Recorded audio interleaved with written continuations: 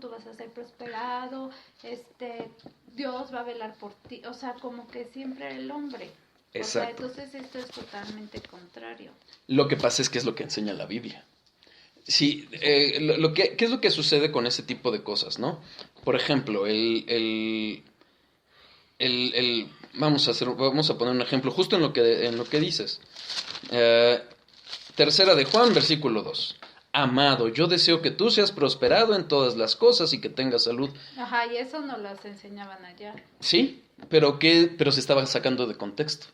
¿Qué es lo que dice este versículo? Juan, un apóstol, saludando a uno de sus discípulos. Punto. Sí, o sea, no era una promesa que No Dios era una promesa. a Jesucristo no le dijo eso, así de, ay, mira, tú siempre vas a ser próspero, sino que era un saludo, o sea, así de, ay, oye, que te vaya bien, Exactamente. ¿Qué es lo que sucede? En muchos lugares lo que hacen es que sacan un versículo de contexto.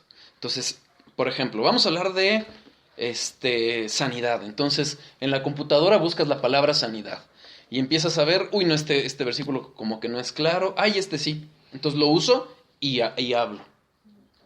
Y eso no es así no se estudia la Biblia. Un pequeño paréntesis. ¿Cómo se debe de predicar? Estaba en un curso y decían, bueno, pues es que si nosotros vamos con Pedro, con Pablo y les decimos, es que tenemos que predicar expositivamente. ¿Qué es expositivamente? Es lo que dice el texto, vamos a ver lo que dice el texto. Vamos a ver el contexto, vamos a ver en dónde está el libro, vamos a ver en dónde está el pasaje. Y derivado de lo que entendamos en el pasaje, entonces ya podemos aplicarlo a nuestras vidas. ¿Qué diría Pedro y Pablo? Dirían, pues es que así se predica. Lo que pasa es que se ha tergiversado todo eso. Y por eso hay gente que te puede hablar de que tienes que ser rico como Abraham, ¿no? Es que Abraham era riquísimo. Bueno, ¿pero a eso nos está llamando Dios? No, no es a lo que nos está llamando. Al contrario, la Biblia nos enseña que vamos a padecer. No, porque Jesucristo pues nació en un pesebre, súper pobre, su papá era carpintero y nunca fue rico, o sea, no era rey. Exactamente. ¿No? Es como lo decía, ¿no? Mi reino no es aquí, ¿no? O sea... Mi reino no es de aquí, exactamente. O sea, porque si, igual que nosotros, ¿no? Si nosotros, nuestro reino sería aquí también nosotros, pues tendríamos cosas terrenales, ¿no? Exactamente. Entonces, más que nada, pues debemos de poner los ojos en Jesús, ¿no? Exactamente. Ya, eventualmente va a haber oportunidad. De hecho, ahorita un poquito más adelante vamos a tocar justo ese tema que está hablando Ismael, de cómo viene la respuesta de Cristo a lo que les está diciendo. ¿Vale? Perdón, hermano, el versículo 25 es una paradoja. Es una paradoja, sí, claro. Como lo decían Sugen y Chilen. Exactamente. Decía, es que morir es como que morir para mueres y vives. Ajá. Vives y mueres. Es una paradoja, es como, o sea, en nuestro razonamiento humano, cuando nosotros buscamos entender la Biblia con base en nuestro razonamiento, vamos a decir, no es que esto es una locura. Ah, pues sí, es que para el mundo es locura. Pero justamente es eso, eso que estás diciendo, la paradoja. Entonces, para vivir tengo que morir, ¿cómo? Y si vivo, muero. Justamente de eso se trata. ¿De morir a qué? Al yo. A mi carne, exactamente. A ese que quiere estar bien, a ese que quiere, ay, pobre de mí. A ese es al que habremos de morir. Entonces, para ser fructíferos tenemos que ser enterrados como semillas. Morir al yo. ¿Seguir a Jesús nos costará todo? Quizás no lo tengamos que entregar. Quizás Dios nos use para apoyar económicamente a otros. Pero lo que sí es que Dios demanda de nosotros el estar dispuestos a darlo. Porque cuando más nos aferramos, miren, cuando más nos aferramos al ídolo, el ídolo va a ser quebrantado. Cuando más nos aferramos a ese yo, a ese que yo quiero esto, ese va a ser quebrantado. Un ejemplo. ¿Se acuerdan de Éxodo? Cuando el pueblo va saliendo y el pueblo decía, ay, es que en Egipto teníamos carne. ¿Se acuerdan? ¿Y cómo le reclamaban a Dios? ¿Qué hizo Dios? ¿Ah, quieres carne? Órale. Codornices. ¿Y qué enseña la palabra? hasta se atragantaron. Y se murieron, ¿no? Y se murieron. ¿Vamos entendiendo cómo es realmente el dejar lo que es de aquí, lo que es de esta tierra, el no aferrarnos a esto?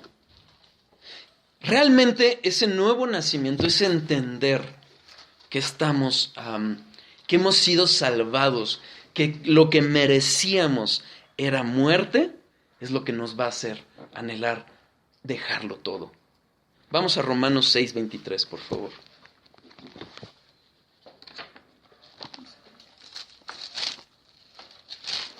Ese evangelio antropocéntrico, es decir, Romanos 6:23. Ese evangelio antropocéntrico que se centra en el hombre, que te dice, no, es que tú eres un hijo del rey y mereces vivir como un rey, ¿no? Princesa. O eres una princesa de Dios. Hija del rey, ¿no? Vamos a ver lo que realmente merecemos. Porque la paga del pecado es muerte, mas la dádiva de Dios es vida eterna en Cristo Jesús, Señor nuestro. Esa es la paga. Eso es lo que merecemos. Miren, hermanos, la muerte de Jesucristo, esa muerte tan dura, no es muestra de lo que valíamos. Es muestra de lo aborrecible que es el pecado y lo que éramos frente a Dios. Pero ¿qué vino Jesús a pagar eso por nosotros? De eso se trata. ¿De acuerdo? ¿Vamos bien hasta ahí? Bueno, justamente ahora este punto, la pregunta más importante. Llega Jesucristo, después de haber entrenado, de haber capacitado a sus 12 discípulos por 3 años, viene la hora del examen. Vamos a ponerlos a prueba. Mateo 16:15, por favor.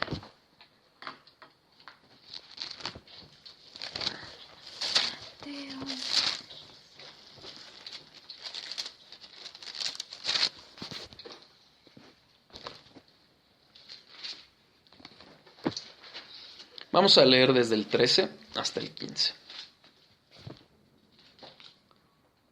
Mateo 16:13. Bien, Mateo 16:13. ¿Ya están ahí?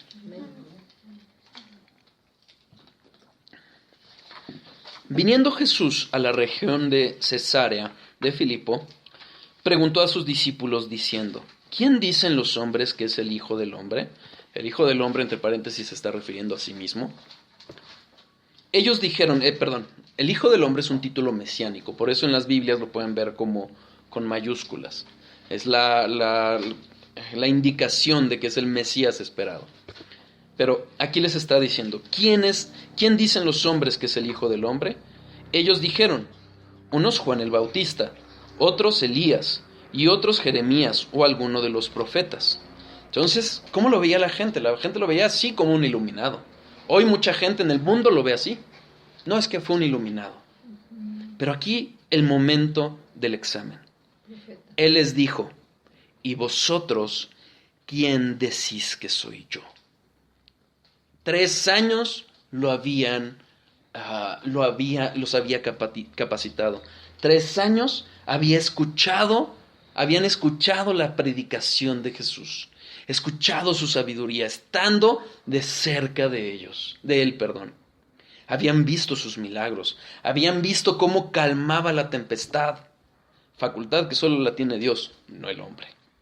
Solo Dios puede calmar la tempestad. Respondiendo Simón Pedro dijo, tú eres el Cristo, el Hijo del Dios viviente. Viene y la respuesta es correcta. No es que Pedro hablara por sí mismo, ahorita vamos a ver a qué me refiero también en eso, pero no es de que, fue él el único. No. La Biblia da a entender que Pedro era el más impulsivo, pero además era como una especie de líder entre ellos y representaba lo que todos decían. Aquí está, tú eres el Cristo, el Hijo del Dios viviente. Muy bien, aprobaste la respuesta, el examen lo aprobaste. ¿Qué dice? Versículo 17. Entonces le respondió Jesús: bienaventurado eres, Simón, hijo de Jonás, porque no te lo reveló carne ni sangre, sino mi Padre que está en los cielos. ¿Ya ven? No somos nosotros los que podemos conocer la palabra, es el Espíritu de Dios quien nos la revela. Y es una verdad espiritual profunda. Llegó el punto máximo del discipulado. Los discípulos reconocieron que Jesucristo es el Hijo de Dios, el Mesías, el ungido, el Salvador esperado. En ese punto, ¿qué le dice a Jesús, a Pedro? Versículo 18. Y yo también te digo que tú eres Pedro, y sobre esta roca edificaré mi iglesia, y las puertas del Hades no prevalecerán contra ella. Y a ti te daré las llaves del reino de los cielos, y todo lo que atares en la tierra será atado en los cielos, y todo lo que desatares en la tierra será desatado en los cielos. Entonces mandó a sus... Bueno, ahorita seguimos con esto. ¡Wow!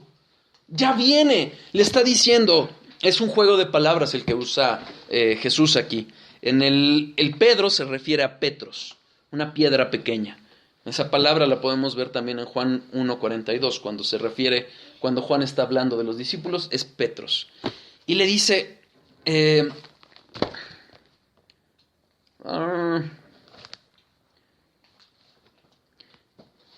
sobre esta roca edificaré mi iglesia. ¿A qué roca se refiere? Bueno, roca se refiere a Petra, una piedra o roca fundante. ¿En dónde podemos encontrar un paralelo en la Biblia? Cuando Jesucristo habla de los dos cimientos, en Mateo 7, 24 a 25.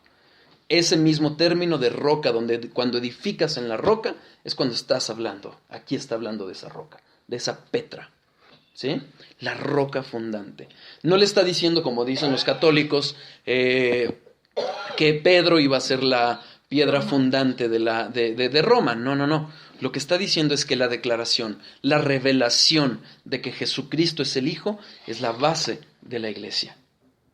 Y vemos las promesas. ¡Wow! Esa iglesia nada va a prevalecer. El diablo, el enemigo no va a prevalecer contra esa iglesia. Es más, vas a atar y desatar. Que entre paréntesis, no es guerra espiritual lo que está diciendo aquí. Lo que está diciendo aquí es que tú vas a tener las llaves. ¿Por qué? Porque vas a predicar el evangelio. El evangelio es el que abre las puertas para que la gente sea salva. Si tú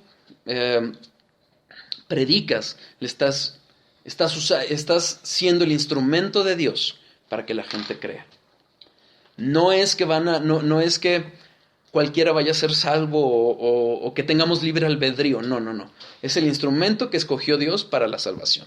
Ese es el camino. Pero ¿Okay? entonces atar, porque allá nos decían, es que atar y desatar, es que tú con tus oraciones vas a provocar eso en el cielo.